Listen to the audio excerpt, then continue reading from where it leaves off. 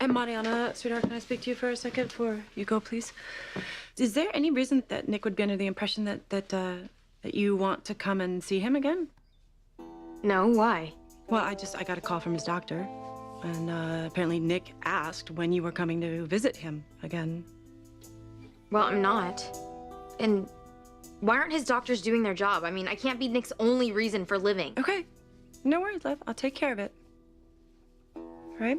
Get to school, you guys. Get to school.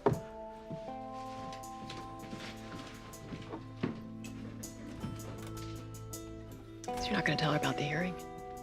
Well, you see how well that went. Can you imagine how she's going to react if I tell her that they're trying to get Nick released from the hospital?